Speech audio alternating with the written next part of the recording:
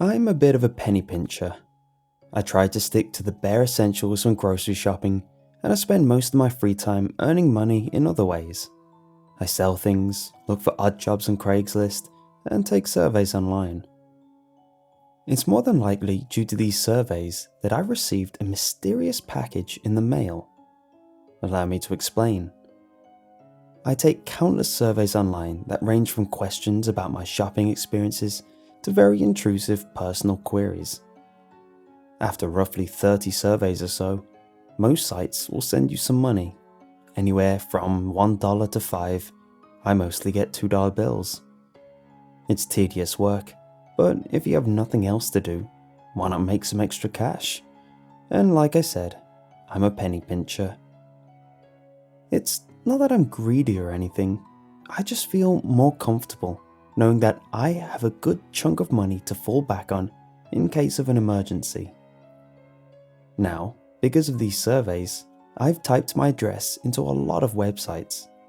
As such, I received an overwhelming amount of junk mail. I don't mind all that much. Between the money from the surveys and never needing firewood in the winter, it's worth it. One day, however, I received a package.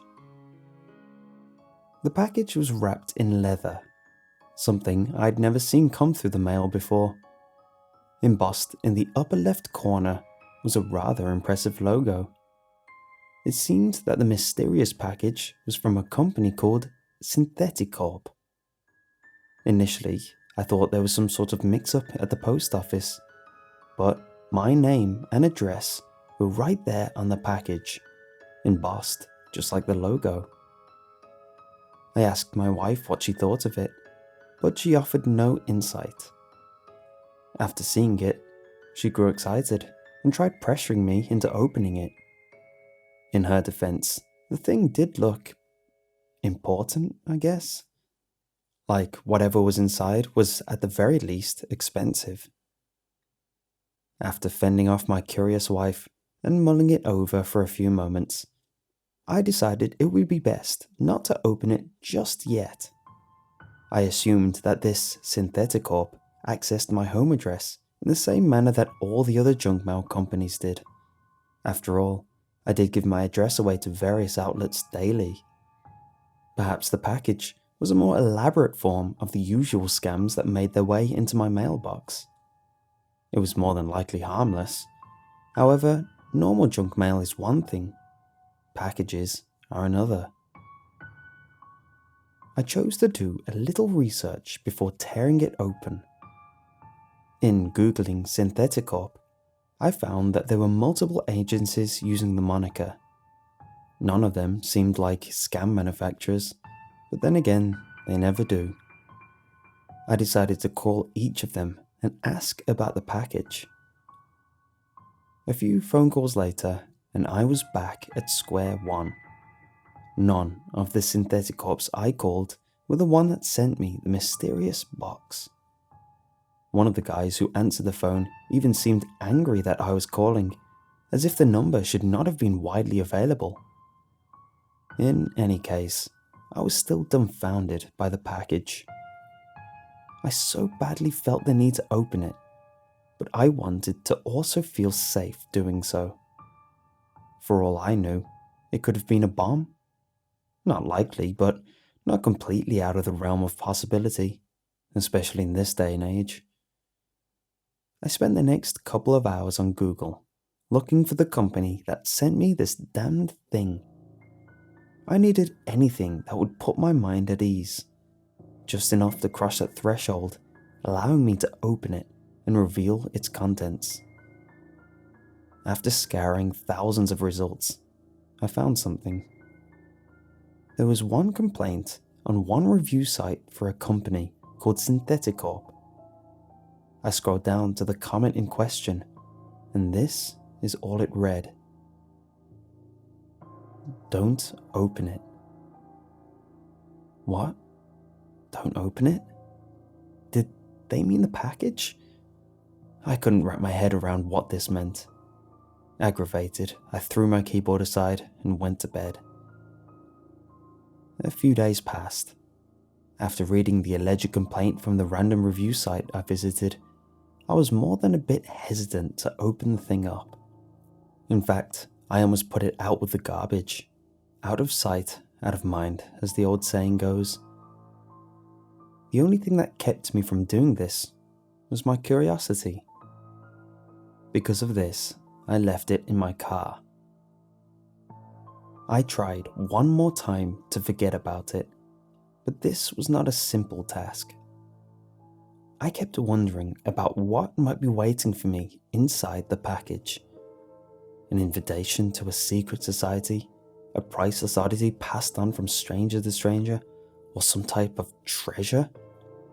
I couldn't help but fantasize about it. I did this so much that opening it became an inevitable conclusion. Noticing that my car hadn't exploded yet, and thinking a little more clearly about the situation, I decided that taking a peek inside the package would be a harmless venture. After all, the complaint I'd seen could have been about any one of the dozens synthetic corpses out there, or, more likely, it was a fake review. Either way, it was nothing more than an eerie coincidence. At least, that's what I told myself in an effort to justify my desires. My curiosity demanded placation. On the day in question, I arrived home from work and brought the leather-bound box inside. I placed it on the kitchen table and stared at it.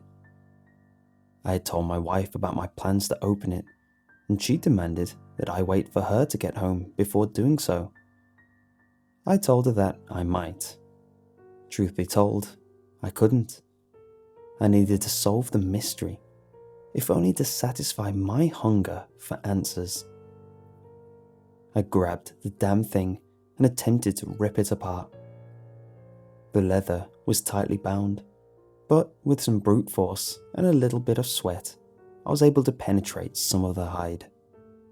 I fought with it for a few more moments, tearing off pieces at a time. That's when my wife walked in. "I knew you wouldn't wait for me, you impatient bugger," she exclaimed. "You know I can't wait for anything. You think you could give me a hand over here?" She scoffed at me, but rushed over to help, just as curious as I was. It took us nearly half an hour, but we managed to get most of the leather off. Beneath it was a small wooden chest. Excited, my wife jumped the gun and attempted to open it. Her actions were futile, as it seemed to be locked. It looked like we were back at square one, but I noticed something etched into the wood below a keyhole. It said, "House key." My wife and I looked at each other in confusion. I thought about it for a moment and hesitantly reached for my keys. I looked over at my wife and we chuckled, but it quickly turned into a nervous laugh and then silence. I tried the key, and to our utter disbelief, the lock popped open, and there was only one thing left to do. I opened the box up and looked inside. My wife and I stared, equally dumbfounded by the reveal. I could neither surmise its meaning, nor did I know what to do next, but it was baffling. Inside the box was a live rabbit. A live freaking rabbit. Next to the rabbit was a scrap of paper. I picked it up and read it. "Do not read aloud or you will suffer the consequences. You have got 1 minute to act. Go to the kitchen, grab a large knife, proceed to kill the rabbit or your wife will die. That is a promise. Do not tell her about this note. Burn it after completing the task. The clock is ticking." Below the text was a picture of my wife, sleeping in bed. I had never seen that picture before. Without hesitation, I ran to the kitchen, grabbed the largest knife I could find, and hurried back over to the rabbit. I stabbed it multiple times until I knew it was dead. I expected my wife to scream, but she didn't. Instead, she asked a question. "What are you doing?" I looked over at her, apologetically. "I can't tell you. Please just trust me. We'll have to bury it in the yard." "Bury what in the yard?" she asked, sounding a bit confused. "The rabbit," I said. "What rabbit?" she asked. "The one right here." I gestured toward the bloody carcass in the box. My wife shot me the weirdest look before speaking again. "Hun, the box is empty." I slowly handed my wife the scrap of paper. She looked down at it, then back up at me. "There's nothing on it. It's blank. Hun, are you okay?" All of a sudden, I felt dizzy. I looked at the paper in my wife's hand, and it was indeed void of any writing. I then looked over at the box. The rabbit was gone. A knot formed in the pit of my stomach as my legs gave out. Lightheaded and confused beyond all measure, my body hit the kitchen floor with a loud thud, and I involuntarily shut my eyes. I passed out within an instant. I awoke in the comfort of my bed, feeling groggy and sore. My wife was sitting beside me with a troubled expression on her face. She was more than likely worried, both for my physical and mental health. "Oh, thank God. Are you all right?" she asked. "I'll be fine. How long was I out?" "About 20 minutes. I was about to call 911. What the hell happened?" she asked. I changed the subject from my untimely descent to the box. I asked her if she truly saw nothing, in which she replied, "No, nothing at all." We discussed it a little further, and while she agreed that my house key opening the box was weird, she figured that the package was some sort of misguided prank. She said she'd call the post office for more information. While conversing about the package, I was able to convince my wife that my strange actions and fall were both due to exhaustion, having overexerted myself at work. I conveniently left out the details in the note.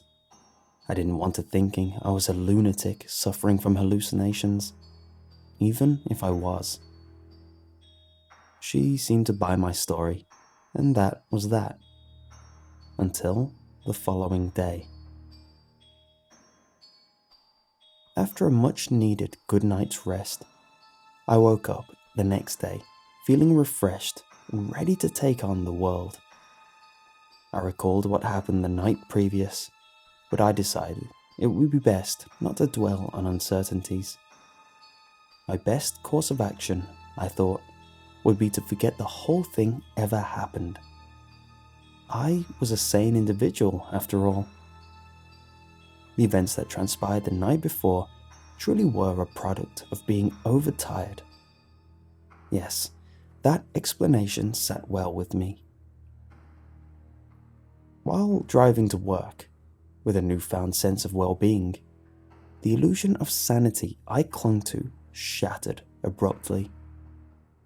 I adjusted my mirror at a red light and noticed something lying in my back seat. It was the rabbit, dead as could be, staining my upholstery with its pungent blood. I jumped and looked at my back seat. There was nothing there. A horn blared from behind me, causing me to jump a second time.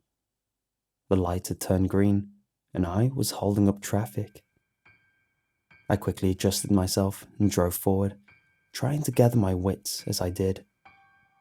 Unfortunately for me, it wouldn't be that simple.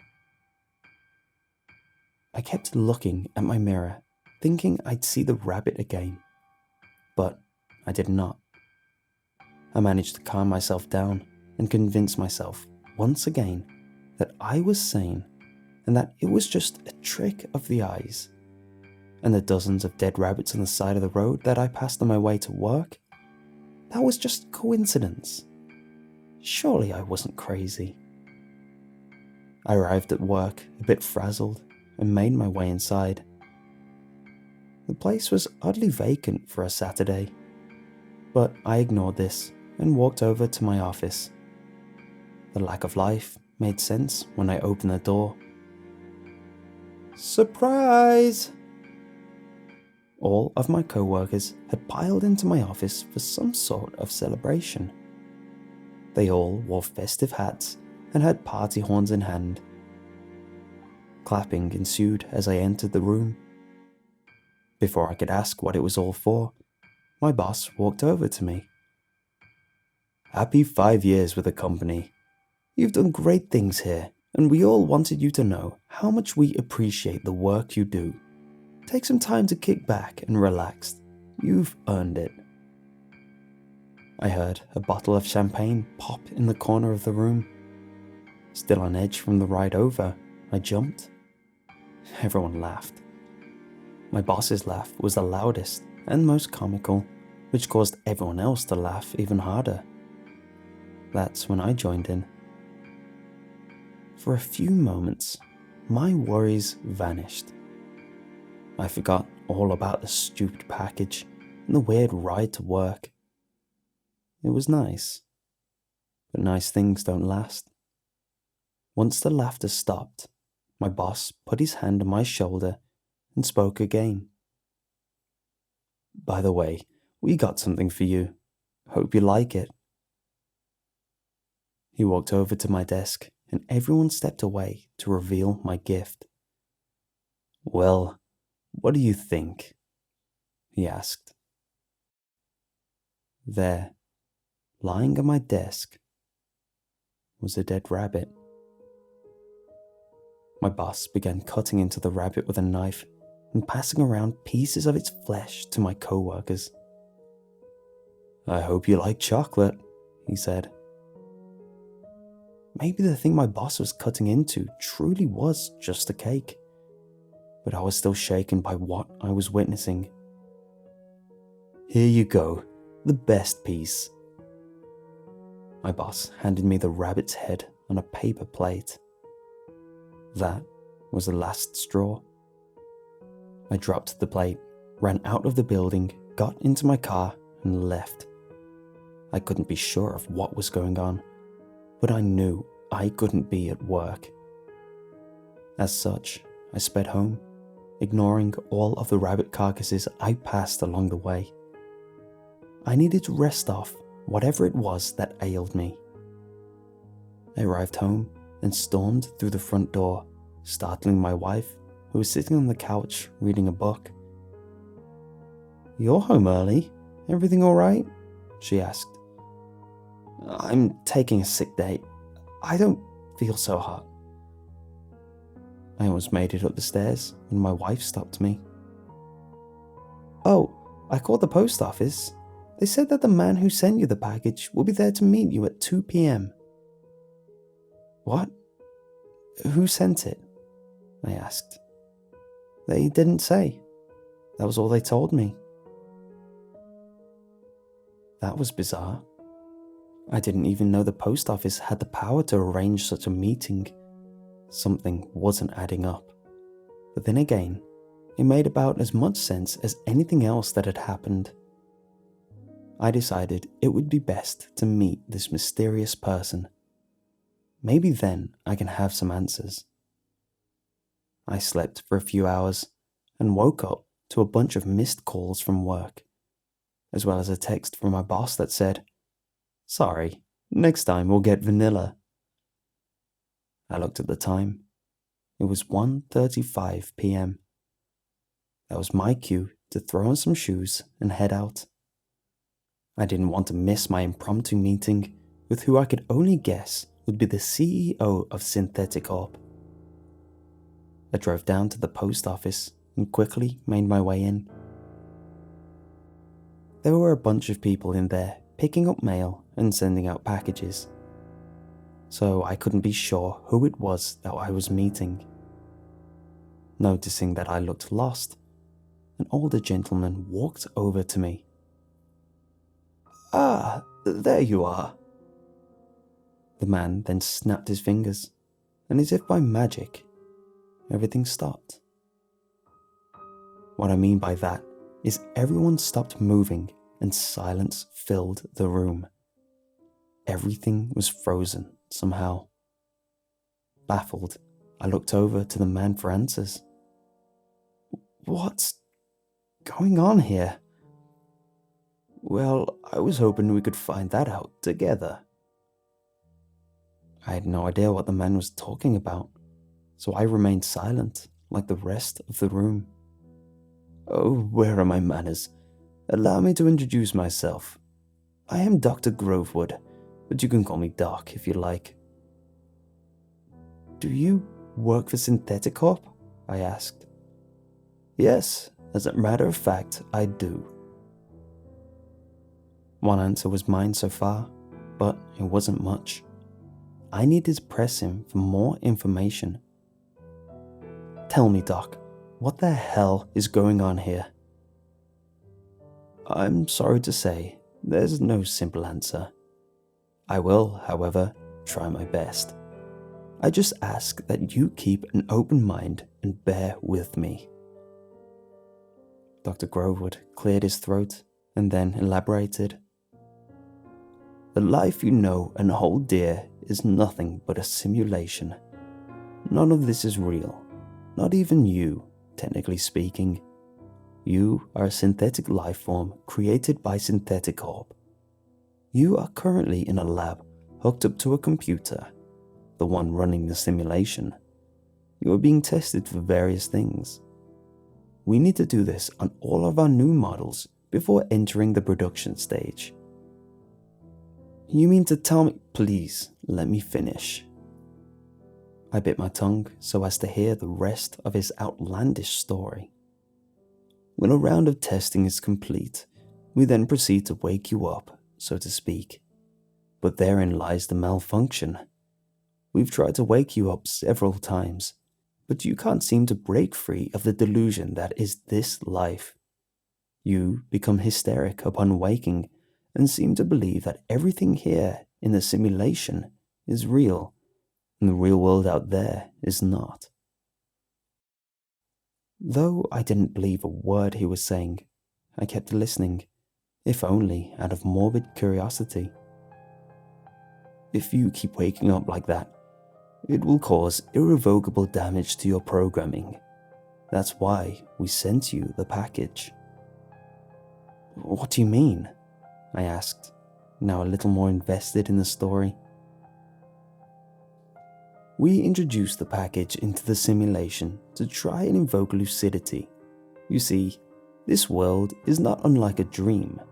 It's our hypothesis that if we can convince you you're dreaming while asleep, so to speak, then we can jolt you awake without causing any further damage. Does that make sense?" I remained both dubious and silent. "So we started off with the odd package, not completely absurd, but still strange. Then, when you opened it, you found something even stranger, and on top of that, you were the only one who could see it. Take a look outside." I slowly turned my head and looked out of the post office window. To my amazement, there were thousands of dead rabbits piled up in the parking lot. I couldn't even see my car.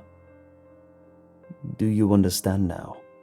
We thought that if we introduced enough absurdities into your life, you'd realize that you were in a simulation and snap out of this funk you're in. They had to send me in because it doesn't seem to be working. You're too stubborn, it seems. We need to wake you up now so we can properly tackle this glitch that's keeping you anchored to this reality." I turned back to Dr. Grovewood, astonished by what he was trying to sell me. I was close to buying it, but not quite. It would explain everything that had happened, but I wanted to make sure.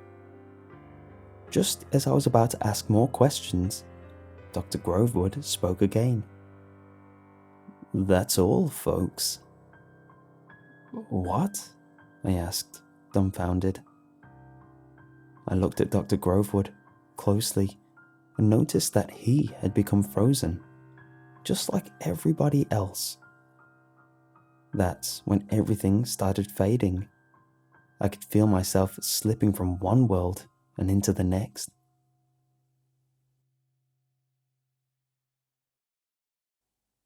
I woke up in the comfort of my bed and noticed Porky Pig on my TV, along with some end credits. Given that it was my favorite cartoon growing up, I always put on a Looney Tunes DVD before bed to help me sleep. It worked like a charm. I got up out of bed, and then something hit me. I started remembering the crazy dream I had. As the details came flooding back, I realized something else.